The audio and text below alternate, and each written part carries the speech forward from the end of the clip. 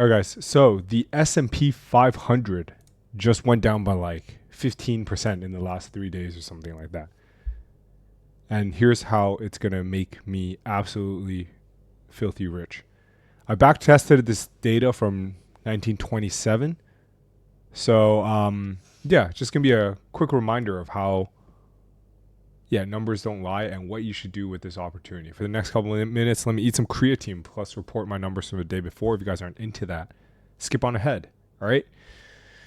Hope you guys are well. If you guys follow me on X, you already know your boy's buying the dip. However, I'm not following the numbers actually. So I don't know why. I see the numbers, but I'm still not doing it because I don't have the stomach for it. But yeah, anyways, I'll talk about it. Here we go.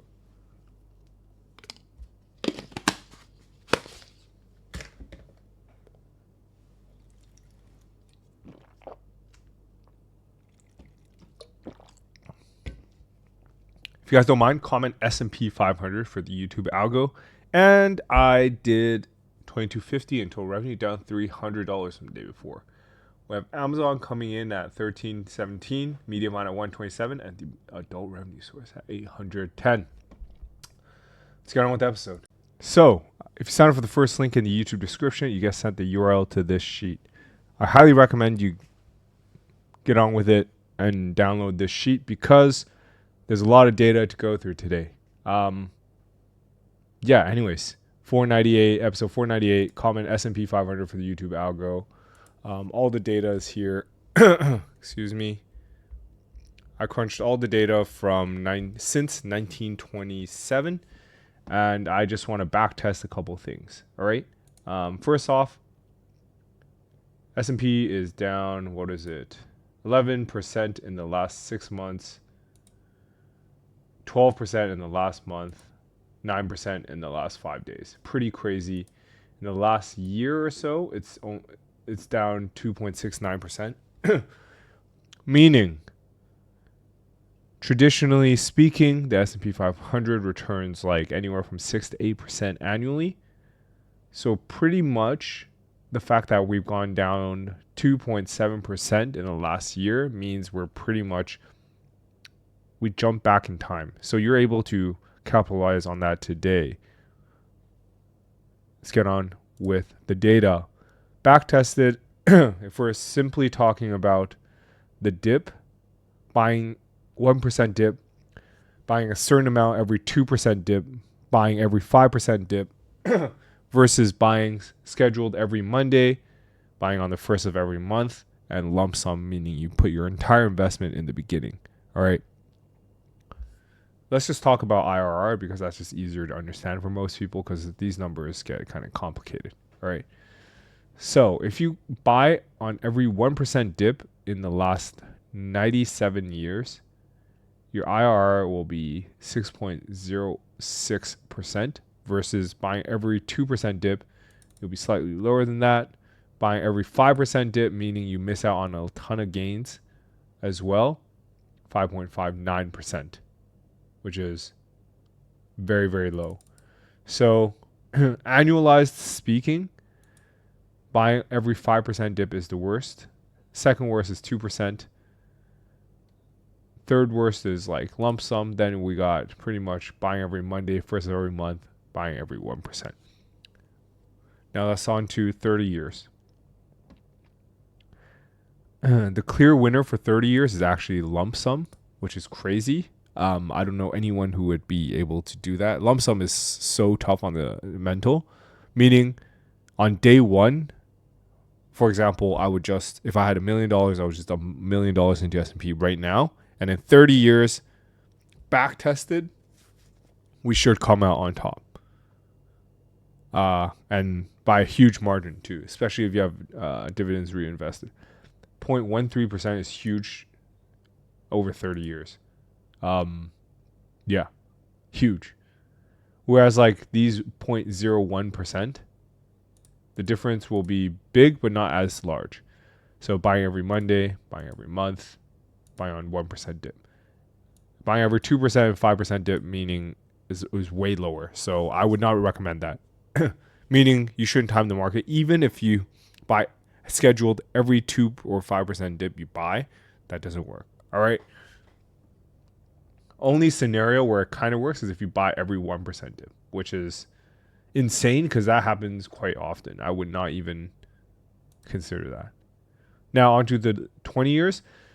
So as we get to lower, the IRR will increase because there's less jumps, as well as it's worth mentioning that if you're a more of a short-term investor, then this will be more and more applicable to you. Now, lump sum comes out on top once again for 20 years.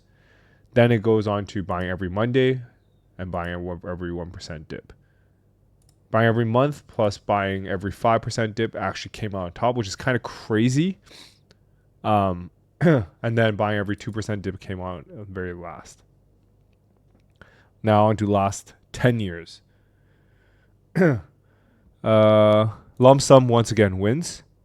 But then we come in at the 2% dip and then every Monday. And then 1% dip and 5% dip, which is crazy also. These backtested numbers are insane. I don't even know. It's hard to interpret them. But I think let's look at 5 years. Lump sum 12.66% versus the next highest one is like so much lower. So lump sum actually wins if you're in a short-term mindset. However, it's worth noting 5 years, we just went on the most insane bull market in the last 5 years. So 12.66% is huge. I think annualized, you can probably have a steady return of, I want to be like very conservative. You can do 6%, but annualized, it's probably 8% dividends reinvested. So what's next after lump sum for the 5 years? Buying every Monday, which that's something I currently do. I just buy on a weekly basis because it's better for my mental. And then I just keep buying on huge drop days. I don't know why I do that. It just feels better. For example, I bought huge yesterday or Friday and then bought huge market open today or Monday. I don't know why I do that. It's very clear that lump sum is always better and by a huge margin too. If you check out the numbers here,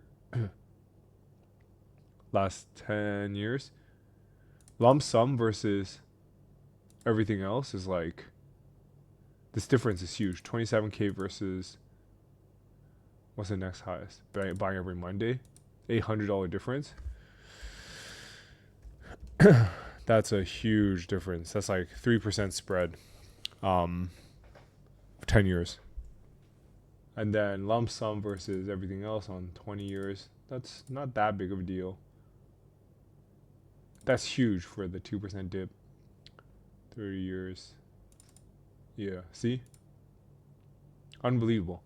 Anyways, long story short, the TLDR is, what should you do during a huge market downturn like this? Is you should probably one-shot it, meaning dump everything you have on day one.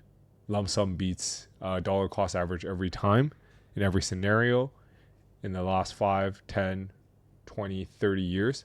However, it's worth noting, buying every Monday it comes second. So if you want to buy every Monday, you want to set to buy every Wednesday, buy every Friday. If you want me to do the calculations on that, let me know. But that's next best. And I think that's way better for the mental. So that's what I do. Buy every Monday. Whatever you do, set it on a schedule. Set it and forget it.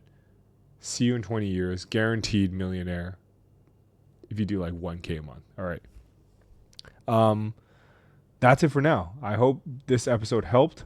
I crunched data from 1927 to 2025, backtested over 98 years, just so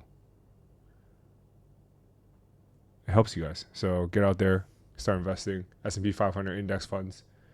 Don't try to outsmart the market. We are not Warren Buffett. Let me answer some questions from the day before. All right, Google Maps, thank you. Google Maps, thank you. Messed my citations. I tried to add another business, but I saw a monthly location. I did boost. Citations for both my listings. It's funny. I'm top 2 everywhere in less than a week. I messed up my citations. Tried to add another business on monthly location. I did boost. Citations for both my listings. It's funny. I'm top 2 everywhere in less than a week. No joke. Jackie OP. So I'm telling you guys, this stuff works. All right. It's stupid easy. Get it going. Especially in the easy niches. Majority of you guys are in easy niches unless you're in like accident attorney, all right? That's when this stuff is like less relevant, but still helps, all right? These citations, did you cite business in Hong Kong-based directories? No, doesn't even matter. Some of them are. My rationale is that you're trying to rank locally, or local ranks will be stronger. Yes, you surely you can record a quick episode in that 16-hour flight. You'll be bored anyways. Dude, how am I going to get access to the internet? I could try. That would be insane. I'll be so loud, though. So for the local video, it would be cool to see what you do for low, medium, high competition areas. Any tips for areas where GMB is too far away from central? Would you add geo pages for those sites? For high competition, is it more matter of getting citations, links, like that?